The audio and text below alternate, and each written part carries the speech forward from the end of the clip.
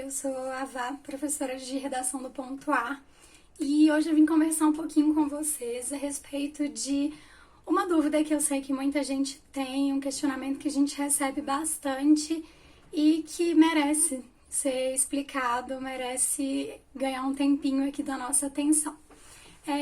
A dúvida que a gente recebe muito é por que a gente promete 900 ou mais na redação do Enem e a gente não promete o 1000, né? O que faz todo sentido. Eu acredito que quem está se preparando para fazer o Enem, quem está escrevendo redação constantemente, obviamente está focando na nota 1000, né? A gente entra no jogo para ganhar, só que a gente promete 900 ou mais. E aí as pessoas que estão em busca desse 1000, elas questionam, elas querem entender o porquê desse processo. Então, o que eu vou explicar hoje é isso, né? Por que a gente não promete o 1000, a gente promete 900 ou mais. Mas lembrando que não prometer o 1000 não significa que a gente não dê condição para o aluno conseguir o 1000, né? A luta por essa nota máxima é tanto do aluno quanto nossa. A gente também deseja muito isso, almeja, trabalha para que aconteça, mas existem alguns fatores externos que não tem como a gente controlar e que podem, obviamente, interferir na nota do candidato. Então, a gente vai falar um pouquinho sobre isso. Primeira coisa, a gente tem que entender que o contexto de treinamento, né, de produção de treino e o contexto que a gente vai encontrar no dia da prova, eles são diferentes, né? Se você parar para pensar, vamos pegar aí uma metáfora com um jogador de futebol. Um time, ele treina, né? Ele vai buscar conhecer o adversário, o técnico vai procurar ali o melhor esquema tático para poder vencer o adversário. Se o jogo é fora de casa, ele vai procurar saber informações a respeito, inclusive do campo, do clima do local, todas as situações que podem interferir no resultado do jogo. Mas o treino feito, né, no seu CT ali, no seu centro de treinamento, e o jogo, eles são situações diferentes. Com a prova do Enem é a mesma coisa. A gente treinando busca, né, na medida do possível, encontrar o melhor cenário para que a gente não sofra interferência, né, nesse treinamento. Então eu vou procurar, por exemplo, escrever em ambientes que tenha a menor interferência possível de barulho, né? Eu vou tentar conversar com as pessoas da minha casa, ou vou tentar buscar um ambiente em que eu não tenha interferência também de pessoas me procurando para conversar ou querendo falar alguma coisa, para melhorar a condição mesmo de concentração. Então, quando você consegue controlar esses fatores, que a gente sabe que mesmo na hora de treinar, assim, não é 100% possível, né? A gente tem que tentar se adequar da melhor maneira, mas nem sempre a gente consegue as melhores condições. Mas quando a gente pode, né, determinar melhor esse espaço, a gente tem um ganho muito grande na nossa produção. Então, só resumindo assim, se você vai escrever redação em casa, né, ou na escola, ou numa biblioteca, ou no espaço que você tiver disponível, você procura controlar esses fatores. Então, se possível, você coloca um fone de ouvido que vai ajudar a abafar ruídos externos ou até mesmo um protetor auricular. Você vai procurar um lugar que tenha menos pessoas conversando em volta. Você vai tentar pedir que as pessoas não interfiram ali, não fiquem te procurando, te chamando, mas no dia da prova a gente não tem como fazer isso, né? A gente sabe que os candidatos, eles são indicados para locais de prova pelo INEP, e o máximo que você consegue escolher é a cidade onde você vai fazer a prova, mas você não consegue escolher, eu quero fazer na escola tal, quero fazer na universidade tal. Isso a gente não tem como controlar. E aí pode ser que, por exemplo, você seja encaminhado para um lugar que esteja perto de uma avenida movimentada, ou que por acaso tem uma obra do lado e aí vai ficar barulho da obra.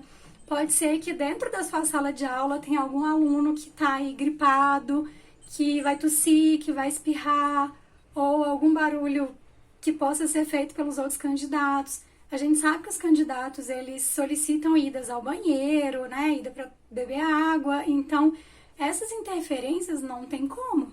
A gente não pode simplesmente virar e falar, eu quero fazer dentro de uma bolha, né? Eu quero nada de barulho. Não tem como. Inclusive, o INEP não consegue controlar isso, né? Ele não vai conseguir escolher locais de prova para o Brasil inteiro que estejam aí sempre localizados em áreas que sejam silenciosas. Ele não tem como chegar numa obra e falar assim, olha, para aí, hoje não dá para ter obra porque os meninos estão fazendo prova do Enem. E quanto mais barulho, quanto mais movimento perto, quanto mais agitação, a gente sabe que são fatores que atrapalham um pouquinho na concentração, né? Não acontece com todo mundo, tem gente que consegue manter ali o foco, a concentração 100%, apesar de todas as interferências, mas eu, por exemplo, se eu tô no meu espaço, se eu tô concentrada, se eu tô nas condições adequadas, nas condições ideais, eu produzo muito mais do que quando tem movimento, né? O movimento, ele chama atenção, ele dispersa, ele atrapalha às vezes no raciocínio que você está fazendo. Então, a gente tem que entender que isso já é de cara um primeiro fator que interfere aí para a gente produzir, né, no dia do Enem, uma redação tão incrível quanto a gente produz em casa. Além disso, ainda tem um outro fator que também não tem como nós, enquanto professores, controlarmos, que é a questão da ansiedade, né? Vocês se preparam o ano inteiro, às vezes mais de um ano, né? Já estão numa jornada aí um pouco exaustiva de preparação para o Enem, e é super natural, aceitável, que no dia a ansiedade ela altere também um pouco a sua qualidade de produção, né? A gente vê vários alunos que falam, nossa, eu faço simulados do cursinho, eu escrevo redação toda semana, eu faço revisão, eu vejo que eu sei a matéria, meu resultado é ótimo, chega no dia da prova e me dá um branco, né? Então, esse tipo de ansiedade em excesso, ela pode ser tratada com uma ajuda de psicólogos, né? Com um acompanhamento, mas a gente, enquanto professor, não tem como definir que, olha, você vai chegar lá no dia, você vai ficar tranquilo, você vai lembrar que você estudou o ano inteiro, que você está preparado, que você é capaz. A gente quer que o raciocínio de vocês seja esse no dia, né? A gente sabe que quanto mais tranquilos, quanto mais confiantes vocês estiverem, melhor o resultado. E é nessa perspectiva que a gente tenta, né? A gente tenta não, a gente garante para vocês todo o domínio mesmo do conteúdo para que vocês cheguem no dia da prova com segurança, né? Mas eu não posso prometer que você vai chegar com segurança, eu não posso prometer que todos os meus alunos vão fazer uma prova super tranquilos e confiantes. Eu não tenho como interferir nisso, né? Então pode ser que no dia, por exemplo, você tá indo lá pro local de prova, você tá caminhando e de repente você tropeça e isso te deixa nervoso, você rala ali o joelho, né? Ou, não sei, no dia aconteceu alguma coisa que te deixou mais agitado, né? Veio uma notícia política aí maravilhosa, daquelas que estabiliza todo mundo. Então essas coisas, às vezes, até pro cara que é tranquilo, que domina bem a prática de fazer prova, pode acontecer alguma coisa que interfira nesse cenário. Então a gente já tem aí uma segunda questão que não tem muito como a gente controlar e que por isso pode sim tirar algum pontinho do candidato, tá? Então, de cara a gente tem esses dois fatores, né, que eu acho que justificam bem aí o porquê da gente não prometer 1000. Mas a gente promete 900 ou mais. E aí, como que a gente vai garantir que o sujeito vai realmente conseguir 900 pontos ou mais? Em primeiro lugar, porque a estrutura da redação, e aí o candidato que está se preparando, ele vai, né, acredito eu, obviamente, ler toda a cartilha do participante. Ele agora está aí disponível para vocês os manuais de correção, né? Então você tem mais um material e aí você vai entender que existe sim, né, uma estrutura, um roteiro que precisa ser seguido. A redação do Enem, ela não é um texto livre, não é você chegar lá e falar, vou escrever do jeito que eu quero, do jeito que eu sei. Não é por aí.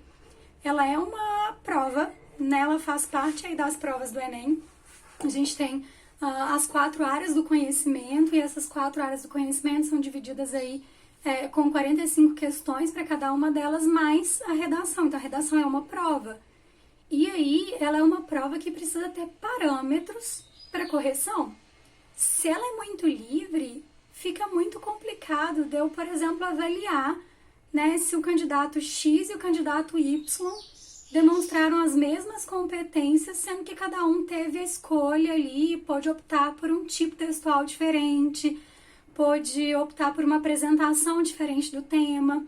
Então, para isso, para que seja mais fácil, né, para os corretores estabelecerem parâmetros e até fazerem uma correção que seja menos subjetiva possível, existe um roteirinho que precisa ser seguido. E quando esse roteiro, que a gente chama de esqueleto da redação, ele é bem seguidinho, assim, cumpre-se tudo que se espera de um candidato dentro desse esqueleto, a gente sabe que pelo menos assim, no mínimo 800 pontos já vão. Então, só de você cumprir, né, o que está no edital, que é a cartilha do participante, você já consegue 800 pontos. Então, assim, você não precisa nem fazer muito esforço para isso, tá? Então, já tá uma dica aí, quem tá sempre tirando abaixo de 800, né, que não consegue levantar a nota, pega, lê a cartilha do participante, lê os manuais dos corretores, né? Busca essas fontes que são disponibilizadas pelo INEP para todo e qualquer candidato, que você já vai conseguir, né, aumentar a sua nota pelo menos para 800.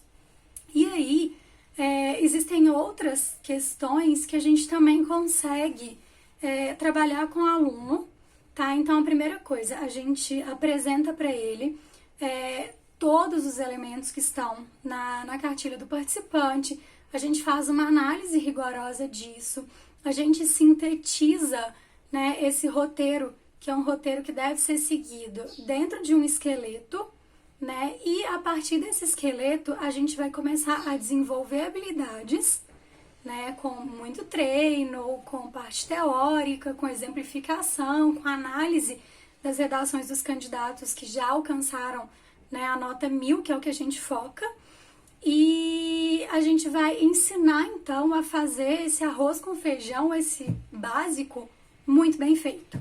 E aí, quando ele é muito bem feito, 900 mais fica fácil, tá? Fica muito fácil. Aí a gente pode chegar no 960, lindamente, porque provavelmente o que pode ser que aconteça aí, que pode sofrer interferência externa, vai ser, por exemplo, a competência 1.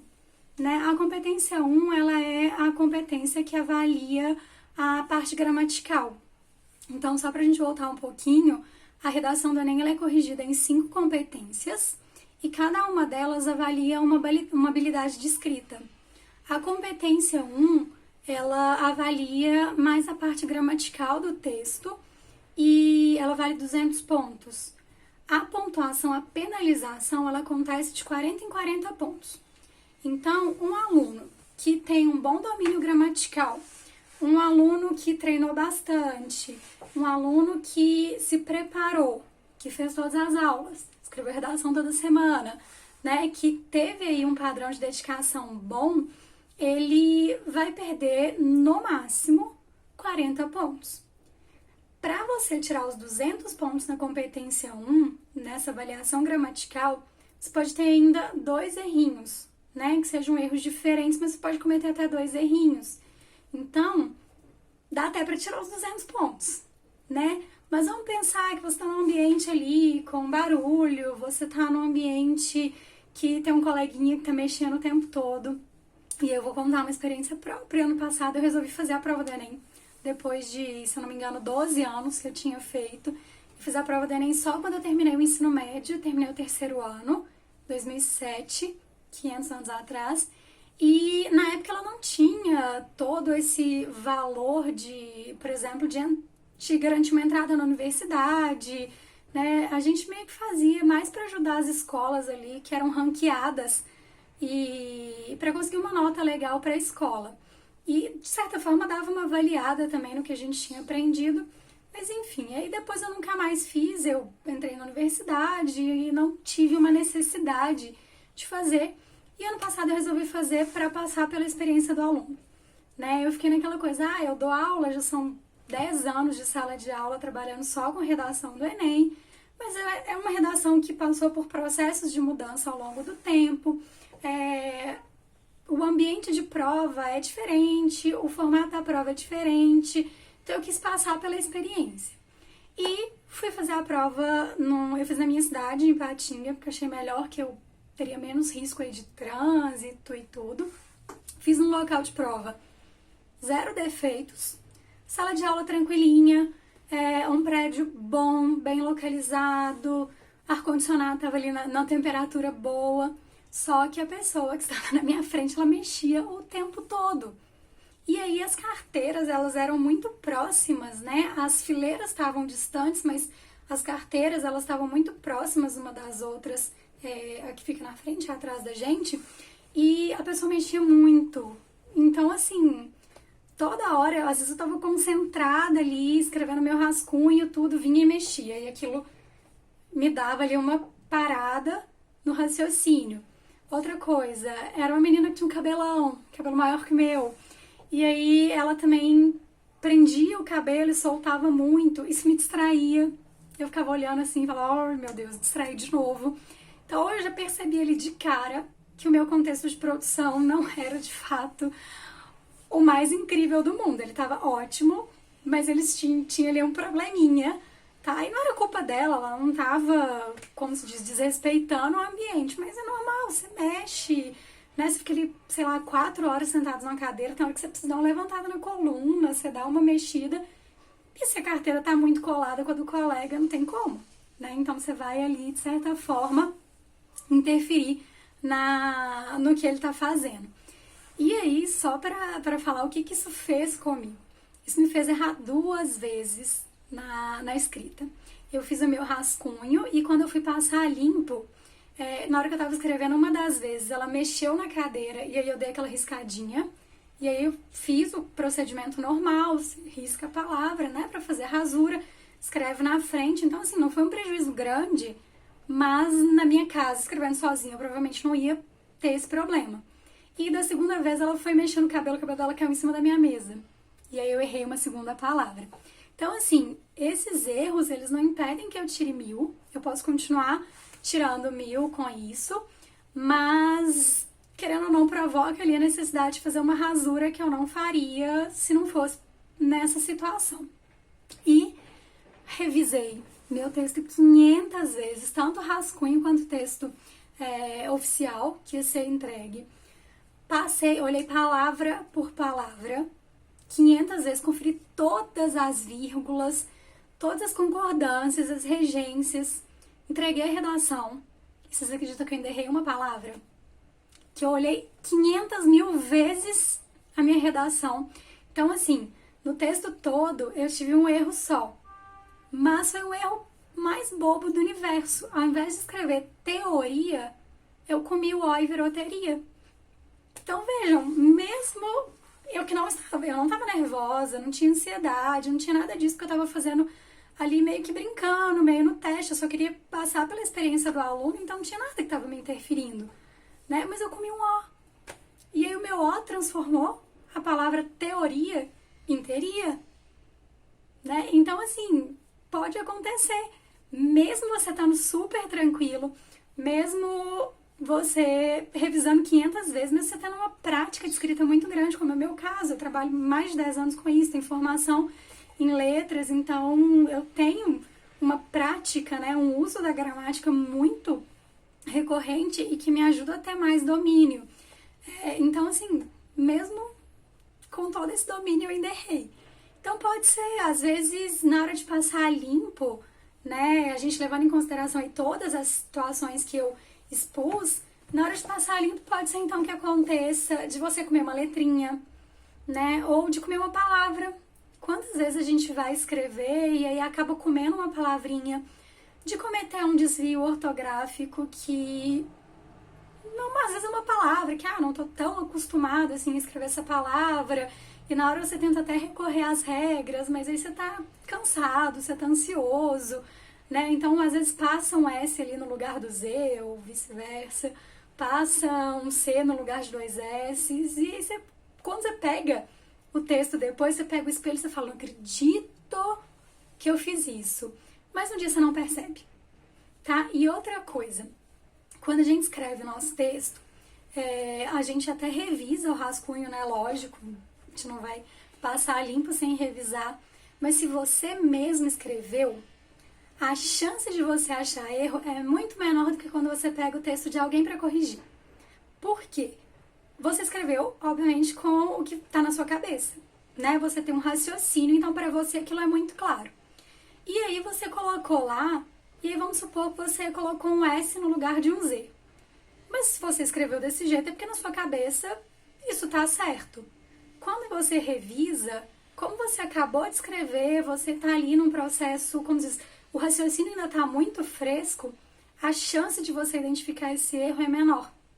Quando a gente tem um distanciamento do texto, e aí, por exemplo, esse distanciamento pode se dar quando eu corrijo o texto de algum colega, ou quando eu escrevo meu texto, dou um tempo, vou fazer outra coisa, e aí eu volto para poder fazer a correção dele. Esse distanciamento ajuda a gente a achar erro, tá? Então, por isso que eu falo, faz o rascunho, se organiza, né? Organiza o seu tempo para fazer o rascunho, sai ali daquele universo da redação, vai fazer outra prova, descansa um pouco a cabeça, tira, né, um pouco desse raciocínio que está muito recente, que quando você voltar tem mais chance de você identificar algum errinho, de identificar algum probleminha ali, tá? Mas mesmo assim pode ser que você cometa mesmo erros bobinhos, coisa pequena, mas que o pequeno, se ele passar de 2, já é penalizado em 40 pontos.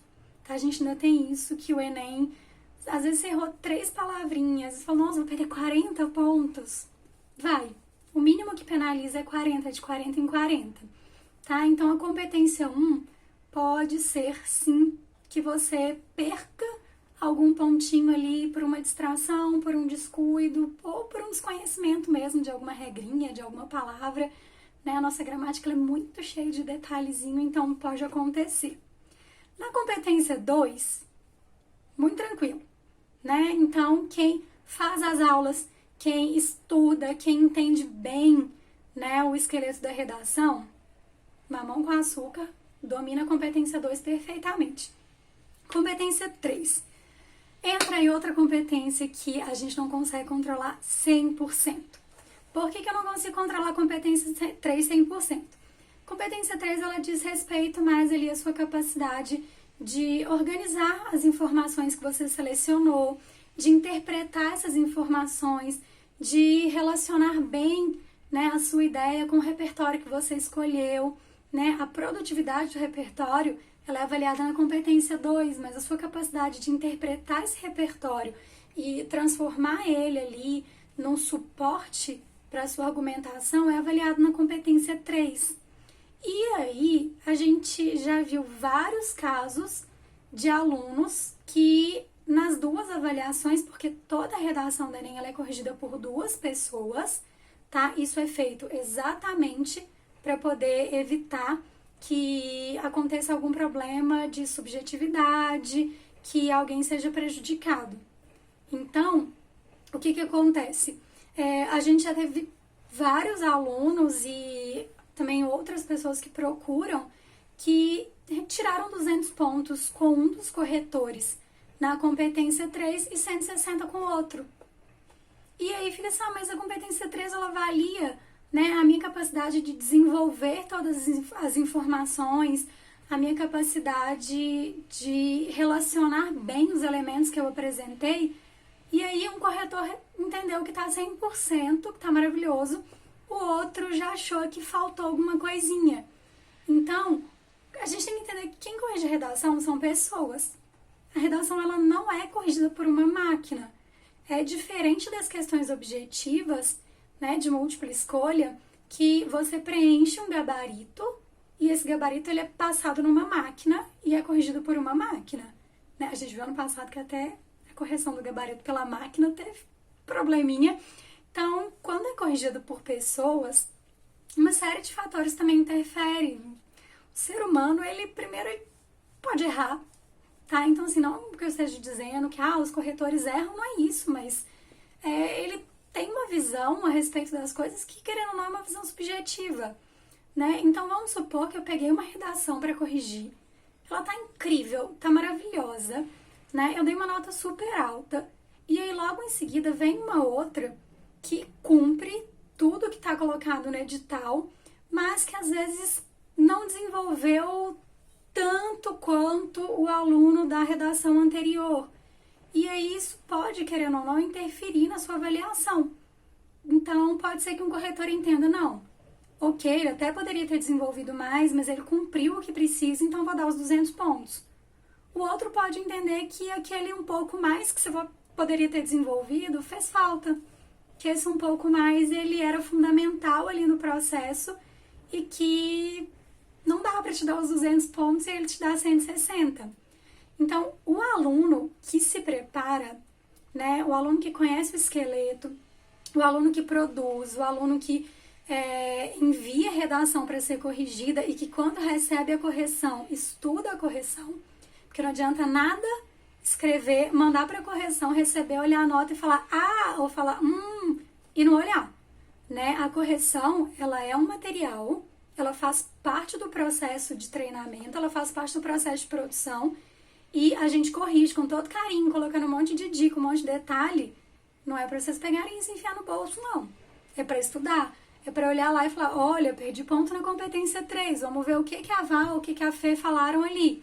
Né? Elas me deram a dica de tentar usar mais um repertório. Então, na próxima redação, eu vou tentar usar 2 repertórios.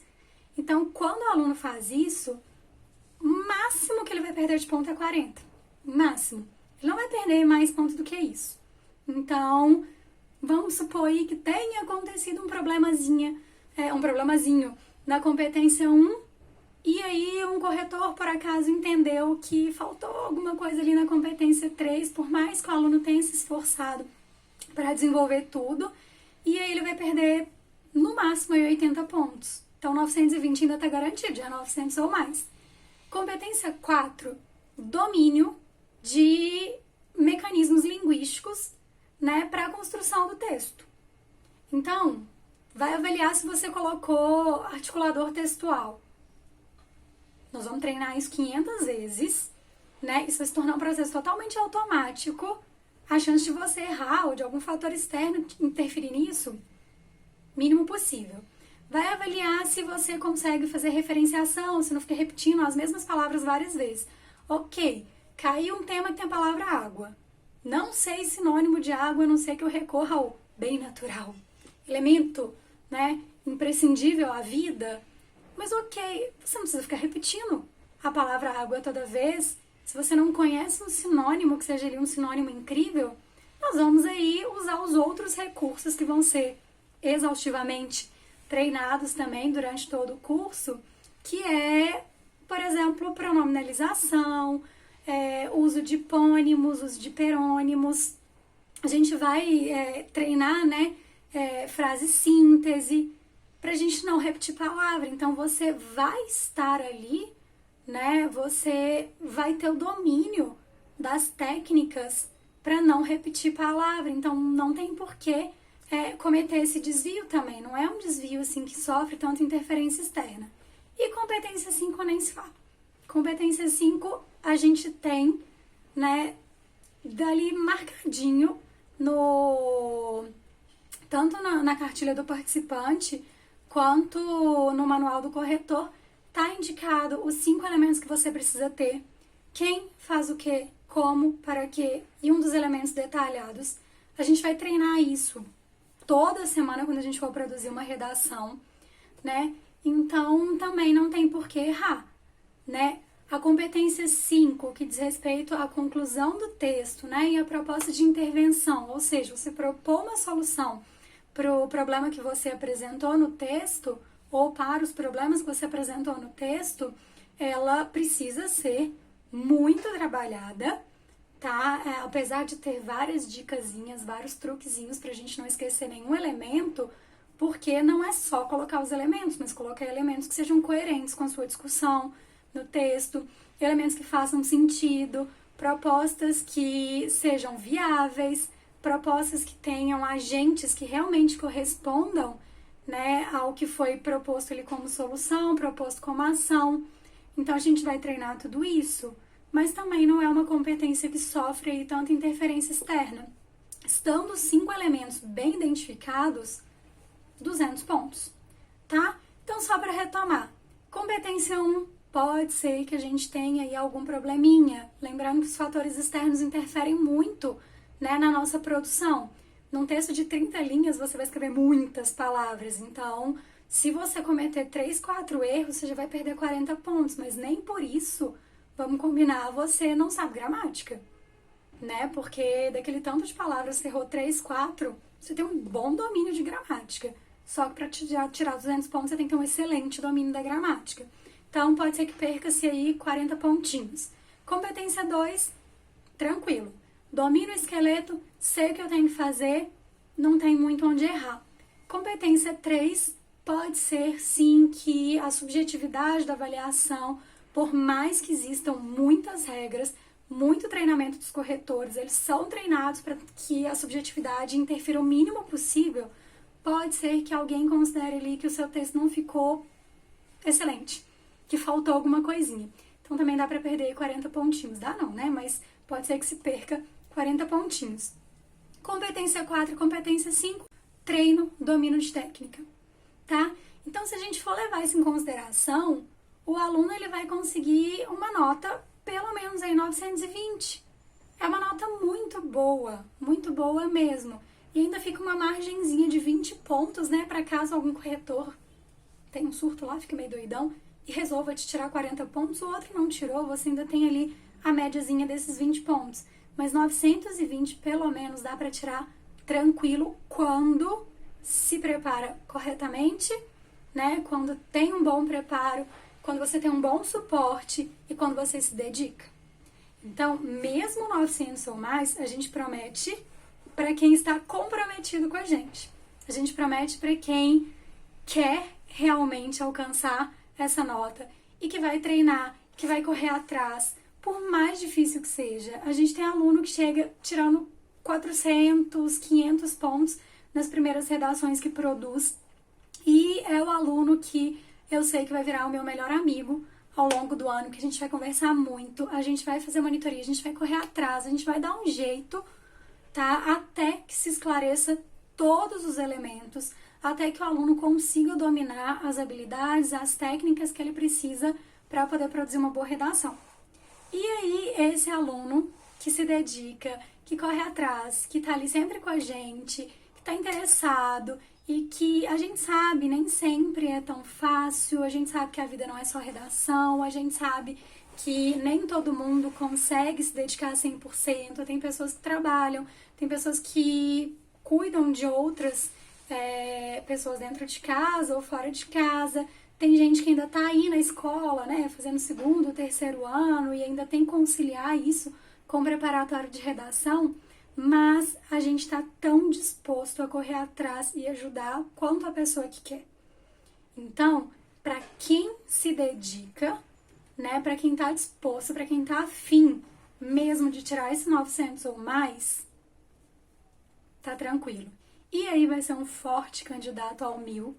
A gente vai sonhar com isso e a gente vai realizar para que o sonho se torne efetivado, né? Mas ainda que a gente não alcance a nota 1000, a gente vai ter uma nota muito, muito, muito sensacional.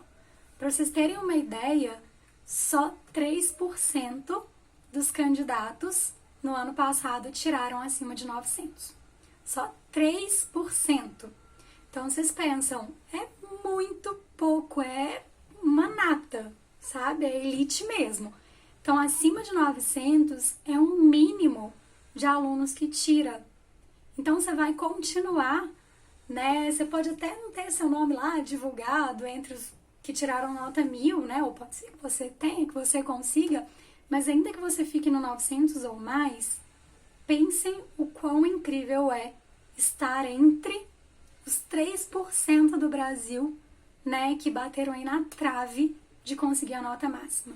Sem contar que numa matemática aí, que pra mim não é simples, mas que pra quem tá estudando deve ser mais simples, vocês vão ver que acima de 900, notas acima de 900, elas ajudam muito a subir a média total e aí, obviamente, tá mais no páreo para alcançar o que vocês desejam, né? Para entrar na universidade que vocês querem, no curso que vocês querem, né? Aconteceu comigo, a minha nota de redação, eu fiz todas as provas, não me perguntem por quê, mas eu fiz todas as provas e lógico, né? A de linguagens eu ainda consegui fazer mais tranquilamente, a de ciências humanas, tirando a parte de geografia, que tem muito tempo que eu não vejo, mas a parte de história também deu para fazer legal, mas chegou nas de matemática e na de ciências da natureza, foi aquele fracasso, né, da pessoa que saiu do ensino médio já há 12 anos,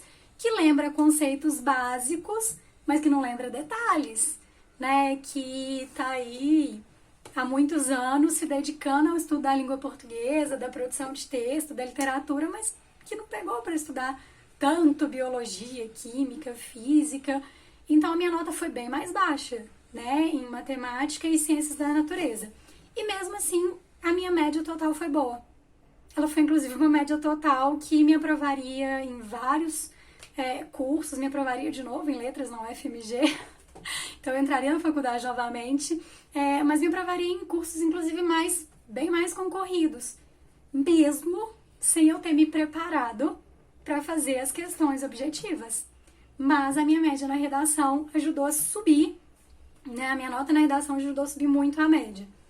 Então, basicamente é isso, tá? A gente promete, então, esse 900 ou mais, levando em consideração os fatores externos que a gente não controla, tá? Mas a gente treina o aluno, a gente prepara o aluno, a gente ensina o aluno para que ele chegue no dia e tire 1000. A gente não vai preparar um aluno para não tirar 1000. A gente vai preparar o aluno para que ele consiga a nota máxima, né? Para ele entregar ali no dia da prova todo o seu potencial. Se isso acontecer, maravilha! A gente vai ficar muito radiante, né? Alcançar a nota máxima, tá entre ali os pouquíssimos alunos no Brasil inteiro que conseguem essa nota, mas se por acaso acontecer alguma coisa, nós somos pessoinhas, somos humanos, estamos sujeitos aí a sofrer essas interferências. Caso aconteça alguma coisa, a gente ainda garante que esse aluno que está preparado, esse aluno que se dedicou, né, que confiou no nosso trabalho e que a gente também pode confiar na dedicação dele, vai conseguir uma nota muito incrível e tá entre os 3% do Brasil que tiram acima de 900. Então é isso, né? A gente espera ter esclarecido essa dúvida, que é totalmente compreensível que vocês tenham, e estamos super, super, super ansiosos, né, para ajudar vocês nessa batalha para estar no topo, para estar entre esses alunos incríveis, nesse 3% que tirar acima de 900, tá bom? Então, fiquem atentos às dicas, fiquem ligados no canal para vocês receberem aí informações e vamos batalhar para a gente estar entre esses 3%.